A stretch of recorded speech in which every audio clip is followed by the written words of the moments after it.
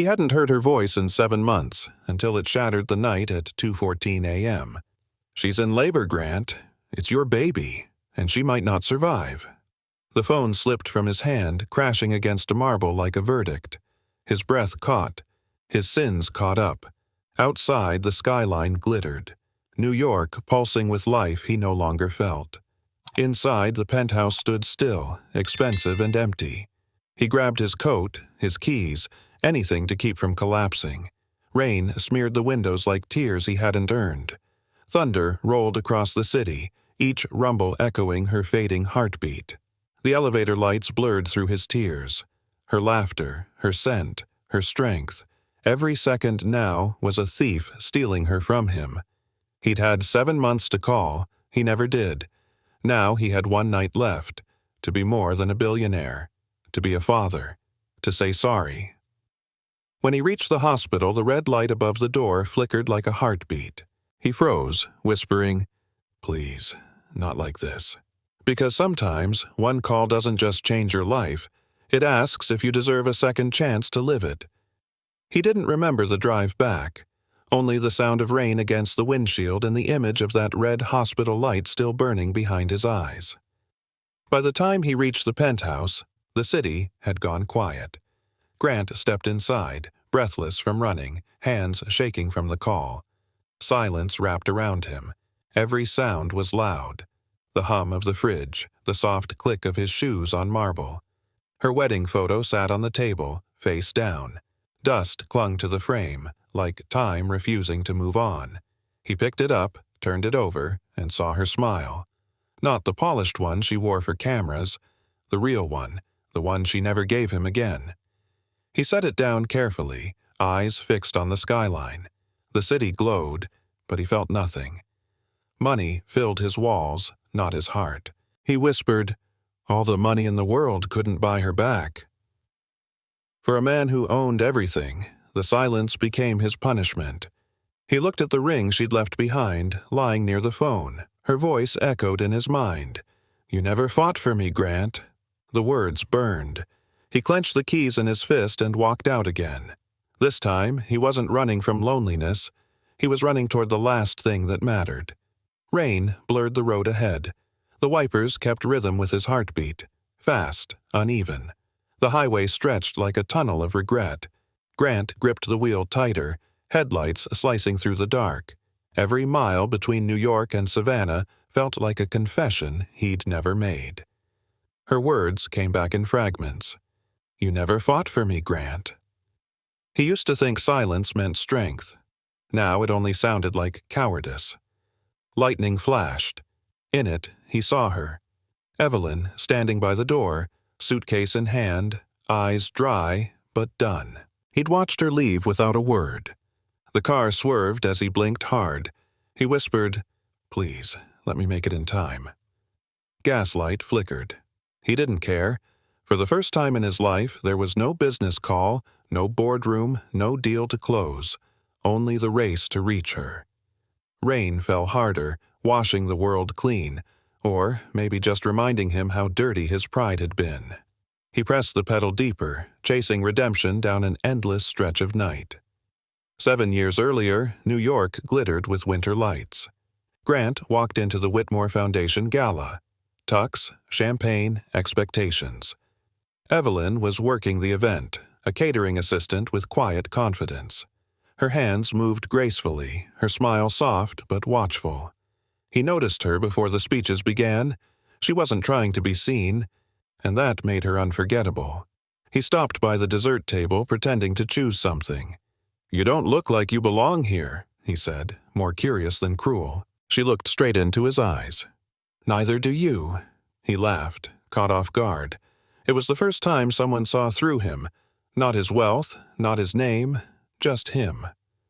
Later that night, when the crowd applauded some charity number he barely understood, he kept looking for her in the room full of diamonds. He didn't know it yet, but she'd already left something in him, a stillness he couldn't name. Now, as rain fell on his windshield years later, he whispered, "Savannah. That's where she said she belonged." And he drove faster. He remembered the night that started it all. Their first dinner was nothing like the world he knew. She picked a small restaurant near the river, mismatched chairs, gospel music, the smell of cornbread and hope. Grant sat awkwardly in a gray suit that didn't belong there. Evelyn laughed. "Relax, Mr. Whitmore. Nobody's judging your tie." He smiled, maybe for the first time in months. She told him about her dream. A soul food place back home in Savannah. A place that felt like Sunday afternoons and second chances. He talked about numbers, mergers, and how success could silence loneliness. For a moment, they both went quiet. Different worlds, same ache. When they walked out, she said softly, "You chase money. I chase meaning." He looked at her and replied, "Maybe they're not that different." She smiled. "You'll find out." Back in the present, the memory hit him like the rain on glass. He whispered, "You were right, Evelyn." His hands tightened on the wheel. Every mile he drove now wasn't for business. It was for her heartbeat. The restaurant sparkled with candlelight and quiet jazz. Grant had reserved the entire top floor, overlooking the river. Evelyn sat across from him, wearing a simple black dress. She hated attention, yet tonight every eye in the room found her. Grant reached for the small velvet box. "Evelyn," he said, voice calm, almost rehearsed. "Marry me." The diamond caught the light, blinding for a second. She stared at it, then at him. His face was perfect, unreadable. He looked certain. She felt small. I didn't expect this," she whispered. He smiled, confident. "You deserve everything." But deep down, she wondered if everything meant losing herself. Around them, waiters froze. Music faded. She nodded slowly, the room erupting in applause.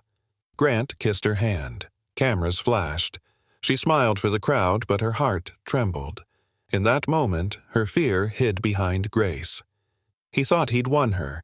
She knew she was about to disappear. Luxury wrapped around her life like silk and steel. Private jets, red carpets, endless interviews about the perfect couple. Grant thrived in the attention. Evelyn learned to survive it. She smiled when they asked about love, but her eyes never reached his. In every photo, she looked flawless and lost. The world called her Mrs. Whitmore. No one said her name. At night, when the lights dimmed, she lay awake beside a man who never truly saw her. He'd whisper numbers in his sleep, deals, meetings, deadlines. She whispered prayers he couldn't hear. "I was everywhere," she thought, "but I was gone." Grant believed he had given her a kingdom, but kingdoms built on image crumble in silence, and silence had already begun to grow between them. Dinner at the Whitmore estate was a performance. Crystal, silver, the scent of power. Grant's father raised his glass. "To legacy," he said. His eyes slid toward Evelyn. "Some things shouldn't be diluted." Her fork stopped midair. The table went quiet. Grant's jaw tightened, but he said nothing. She waited for him to speak, to defend her, to prove she belonged. He stayed still. The silence cut deeper than any insult. She finished her meal without a word. Later, in the car, she stared out the window. "He doesn't mean it," Grant said. She smiled faintly. "Neither do you." That night, she packed a small bag. Not to leave, but to remind herself she could. Love shouldn't require permission to exist. Weeks later, her face filled the tabloids. The gold digger wife. From waitress to Whitmore. Every store she entered, every screen she passed, whispered the same lie, and Grant said nothing. Reporters shouted questions as she ran to the car. Cameras flashed, her hands shook. She called him. "Say something, Grant. Just one word." He hesitated. "It'll blow over." Her voice cracked. "You could have said one word, but you chose silence." That night, she stood before their mirror, makeup streaked with tears. The reflection looked like a stranger wrapped in luxury. She took off her ring, set it on the table, and walked away from the cameras. Silence spoke again, louder than any scandal. No storm, no screaming, just the quiet sound of drawers closing. Evelyn packed slowly. One dress, one photo, one piece of herself. Outside, Rain began to fall, soft and steady.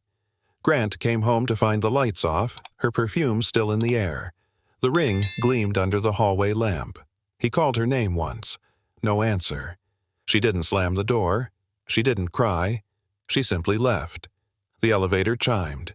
The city hummed below. Somewhere between the 29th floor and the street, she exhaled, free and broken.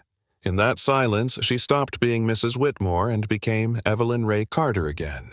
For the first time in years, her heart beat for herself. And far above, Grant stood in the doorway, staring at everything money had bought, and nothing it could keep. The train rolled into Savannah at dawn.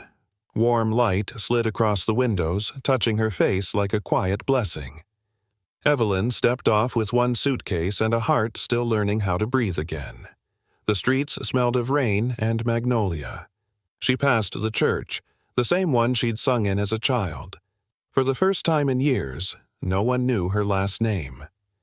She rented a small corner shop with chipped paint and a broken sign. Above the door, she hung 3 words in soft gold: Ray's Table. Her mother used to say food could heal what pride broke. Evelyn believed that now. Each plate she served carried a memory: buttered biscuits, peach pie, comfort. People came for lunch and left with peace. One night, sitting alone after closing, she whispered, "Maybe peace isn't a place, but a decision." And, as the crickets sang, she felt something inside her finally settle. She wasn't Mrs. Whitmore anymore. She was Evelyn Rae Carter, still standing, still choosing life. It started with dizziness, then quiet tears in the small bathroom behind the kitchen. The test showed 2 lines. Evelyn sat on the floor, back against the wall, hand over her stomach. A laugh slipped through her tears. "You're really here," she whispered. Outside, thunder rolled, soft and far. She thought of Grant, of what he'd say if he knew. Then she shook her head. No, this wasn't his moment. She looked at her reflection. No makeup, no headlines, just a woman carrying both pain and promise. She whispered, "You'll have love, even if you never know his name." Every morning after, she worked harder. Customers never saw the exhaustion, only her smile. She hid the bump under aprons, told no one except the quiet air. At night, she would talk to the child. "I don't know what we'll have, but we'll have enough." And for the first time, she believed her own words. In New York, Grant stared at the city from his office, the skyline burning with ambition. A contract worth $50 million sat unsigned on his desk. His team congratulated him, the board toasted him, yet every voice sounded distant. The pen hovered, but he couldn't move. He remembered her laughter, soft, stubborn, real, and how quiet life became without it. He looked around. Leather, glass, success. Everything he'd ever wanted, and none of it could fill the space she left. He muttered to himself, "Funny thing about money, it buys everything but peace." No one laughed. He left the boardroom early, walked through the city where every face looked tired. He'd built a kingdom, but he couldn't find home. For the first time, he didn't check his phone for work. He checked for her. Still no messages. The silence of her absence was louder than any deal. The bell above the cafe door jingled. Dr. Donna Fields walked in, lab coat over a sundress, smile tired but kind.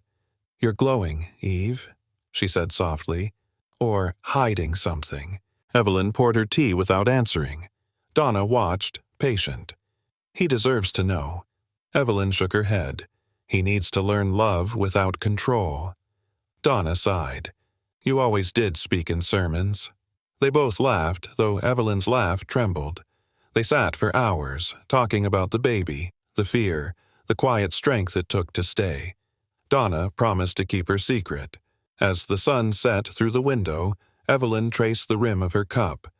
"This time, I'm building a life that doesn't need saving." Donna reached across the table. "Then you've already saved yourself." When she left, Evelyn locked the door, hand on her belly. She whispered, "We're going to be fine." And for a moment, she almost believed it. The pain came sudden, sharp, cruel. Evelyn dropped the tray she was carrying, dishes shattering across the floor. Donna rushed in minutes later, face pale. Evelyn could barely speak. "It's too early," she gasped. Her vision blurred. The cafe lights dimmed. Donna held her hand as they waited for the ambulance. "Stay with me, Eve.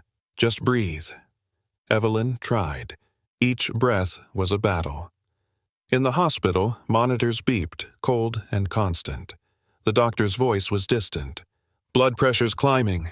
Donna stood by, whispering prayers between the machine's alarms. Evelyn looked at her once, eyes heavy but sure. "If anything happens, make sure he knows." Then everything went white. Lights, noise, pain, and silence swallowed her. Outside, thunder cracked again. The storm she'd carried alone had finally broken. Donna stood in the hospital hallway, hands shaking around her phone. The monitors inside Evelyn's room screamed.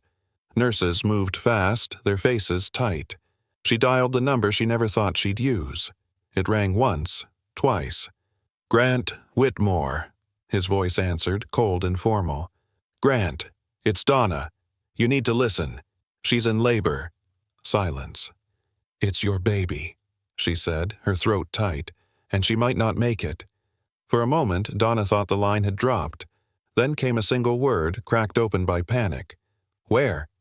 "Savannah General Hospital." The call ended. Donna stared at the phone, praying she hadn't just reopened a wound too deep to heal. Inside the room, Evelyn whispered through the oxygen mask, "Donna, promise me." Donna held her hand. "He's coming." Outside, thunder rolled again. Somewhere far above the clouds, a jet began to turn south. The same hour that once broke them apart was now pulling them back together. Grant burst through the hospital doors just past midnight, rain still on his coat. The nurse pointed down the hall, but he could barely hear her. Through the glass window he saw doctors surrounding Evelyn, the red light above the door flashing surgery in progress. He pressed his hand against the glass, helpless. Every breath felt borrowed. Every second, a sentence. He had lived through stock crashes and corporate wars, but this was fear. Donna appeared beside him, eyes red. "She lost a lot of blood. They're trying." Grant nodded, but the words didn't land. His world had narrowed to that single red light. It blinked on, off, on, each pulse echoing her fading heartbeat in his chest. He whispered to no one, "Please, not like this." Hours passed like minutes. The hallway smelled of rain and bleach and prayer. When the light finally turned off, he stood frozen. Then came a sound. Soft, fragile, alive. A cry pierced the silence. Not loud, small, trembling, but real. Grant's knees buckled. A nurse stepped out holding a tiny bundle wrapped in white. "It's a boy." His throat closed. He reached out, afraid to touch. The baby's fingers curled around one of his, impossibly small, impossibly warm. He looked at the nurse. "And the mother?" Her eyes dropped. "She's still fighting." The joy cracked. Tears spilled. Raw, unhidden. He whispered, "You came into this world stronger than both of us." Donna appeared, smiling through tears. "He has her eyes." Grant nodded. "Then he'll see the good in everything." He held the child against his chest, heartbeat to heartbeat. For the first time, money meant nothing. Time did. He looked at the room behind the glass, where Evelyn lay still. "Please," he said, "you made him. Now come back and see him." The baby's cry softened, but Grant's prayer kept echoing. Days blurred into one long hour. Evelyn didn't wake. Machines breathed for her. Grant never left. He sat beside her bed, reading from the worn leather journal he found in her bag. Each page was her voice. Each line, a memory he'd forgotten to hold. "I used to think he didn't love me," she'd written, "but maybe he just never learned how." He read aloud until his voice broke. "I'm learning now, Eve. I swear I'm learning." Sometimes he'd catch her fingers twitch, and he'd believe. Other times he'd just talk, about the baby, the cafe, the life she'd built without him. Donna would bring food, remind him to sleep. He never did. He wanted her to wake up and see that the man beside her was no longer the one who let her go. In the quiet of the hospital night, he whispered, "If love needs proof, this is mine." The machines hummed on, steady but distant. Then, one evening, she moved. Her eyelids fluttered. Grant was mid-sentence reading another page when he saw it. "Eve!" His voice cracked. "Can you hear me?" She blinked, slow, confused. For a moment, fear crossed her face. Fear that the dream of him hadn't ended. He reached for her hand. "You're safe." Her voice was barely a whisper. "Don't act like the hero." The words stopped him cold. He smiled weakly. "I'm not. I just couldn't stay away." Her eyes softened, tired but alive. "You always come too late." He nodded. "I know, but I'm here now, for good." She looked past him to the window, where dawn was starting to break. Light touched her skin, pale and trembling, but real. "Where's the baby?" she asked. Grant's voice shook. "Perfect. Waiting for you." She closed her eyes again, a tear sliding down her cheek. "Then maybe I'll stay." And for the first time, he believed her. Weeks later, Grant stood before the board of Whitmore Holdings. The skyline gleamed behind him, the empire he'd spent his life building. His father's chair sat empty. The boardroom was silent. He placed his ID card on the polished table. "I'm done." One of the directors frowned. "You're walking away from everything." Grant shook his head. "Everything is exactly what I'm walking away from." They called it a breakdown. He called it freedom. As he left, he ran his hand along the cold glass walls, remembering how they used to reflect pride. Now, all he saw was distance. In the elevator, he texted Donna, "Tell her I'll be back soon." When the doors opened onto the street, he felt something he hadn't in years, air that belonged to no one. The city lights blinked behind him as he whispered, "Goodbye, Grant Whitmore, CEO." Ahead of him was Savannah, a woman and a child who didn't know him yet. That was where life waited. The bell above the door at Ray's table jingled softly. Evelyn looked up, surprise freezing her hands mid-wipe. Grant stood there. No suit, no arrogance, only quiet eyes and a folded resume. "I'm not here to talk," he said. "I'm here to work." Her voice caught. "We don't have positions for billionaires." He smiled faintly. "Good. I'm terrible at that job." For a long moment, neither moved. Then she handed him an apron. "Dishes are in the back," she said. He nodded. "I'll start there." Customers whispered, not recognizing him, or maybe choosing not to. The sound of plates and water filled the silence between them. By closing time, his hands were raw, but his heart felt lighter. Before leaving, he turned to her. "Thank you for letting me try." She only said, "Don't thank me. Earn it." And for the first time, he understood what humility tasted like: soap, sweat, and forgiveness. The next morning, Grant showed up again, this time without hesitation. Days turned into weeks. Grant scrubbed, cooked, and listened. He learned the rhythm of the cafe, the clatter of dishes, the laughter of regulars, the gospel hum on Sunday mornings. Evelyn watched quietly from the kitchen.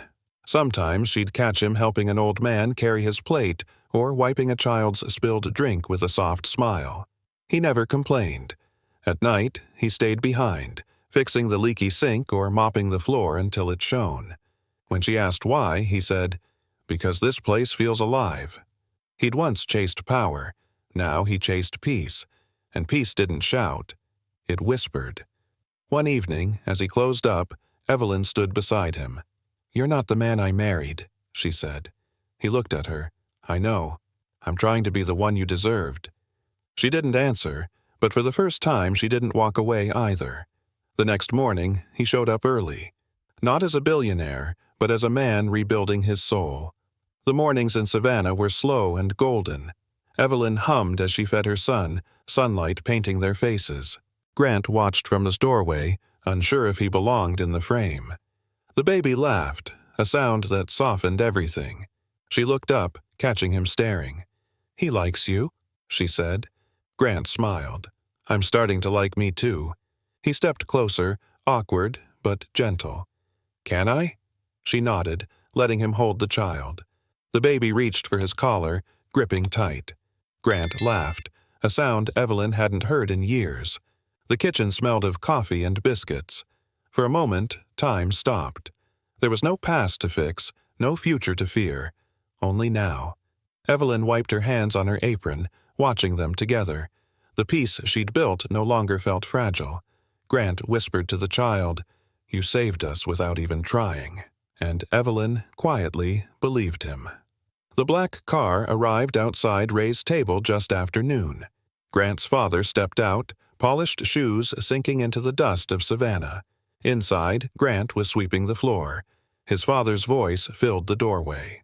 "You're throwing away your empire." Grant leaned on the broom, calm. "I'm building something richer." His father scoffed. "This? Serving strangers? You're wasting your name." Grant met his eyes. Names fade. People remember kindness. For a long moment, the older man said nothing. He looked around. The smell of food, laughter, and love. None of it could fit inside a balance sheet. He shook his head. "You sound like her."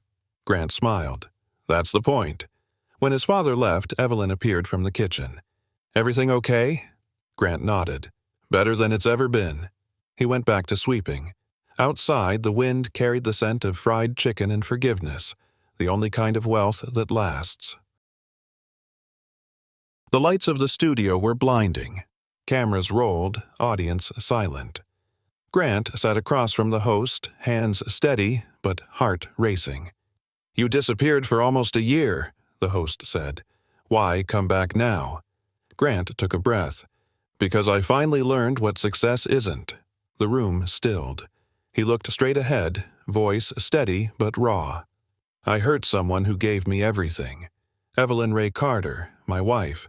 I made her small so I could feel big. And when she walked away, I thought I'd lost a problem. Turns out, I'd lost my peace." The host leaned forward. "And now?" Grant smiled softly. "Now I wash dishes at her cafe. And it's the happiest I've ever been." The audience gasped, then clapped. Not for scandal, but for sincerity. He finished quietly. "If you're lucky enough to be forgiven, don't waste it. Love isn't a prize, it's work." The interview aired that night. By morning, clips of his confession spread everywhere. For the first time, the world didn't see a billionaire. They saw a man who'd finally learned how to love.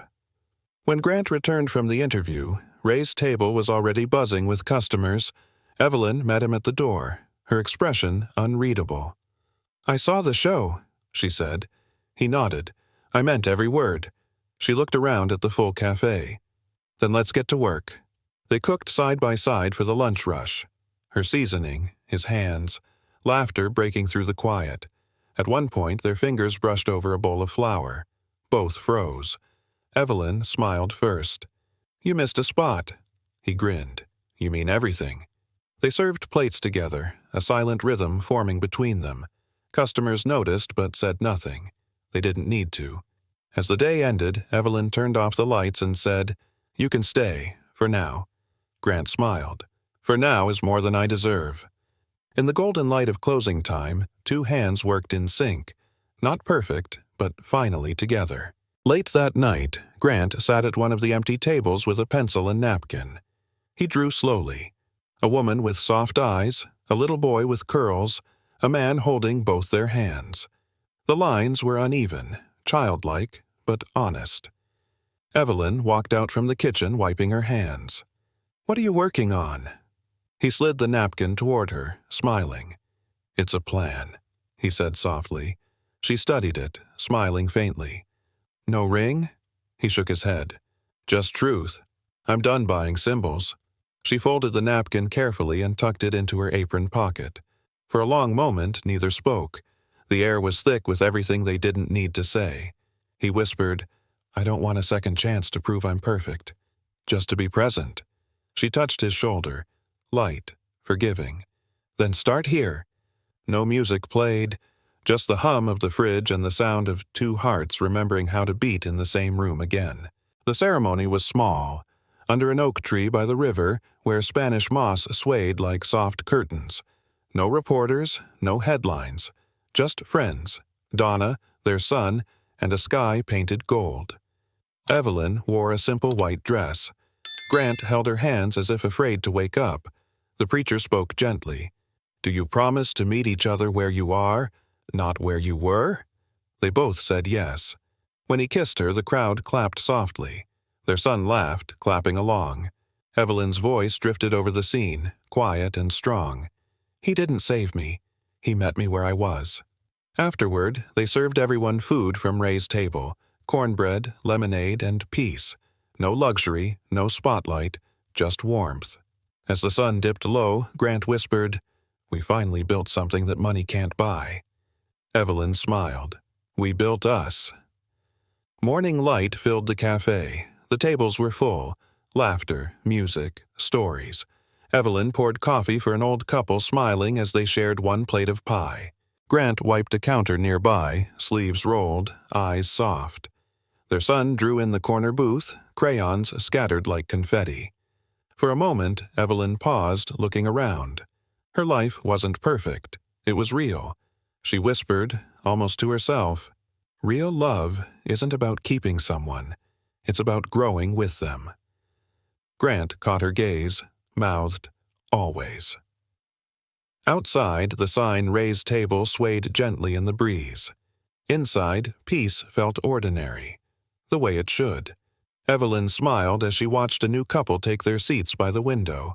Their laughter filled the air, gentle, hopeful. She whispered, more to herself than anyone, "If you believe love deserves a second chance, there's always room at the table." The piano played low, the lights dimmed, and somewhere between heartache and healing, their story found its home.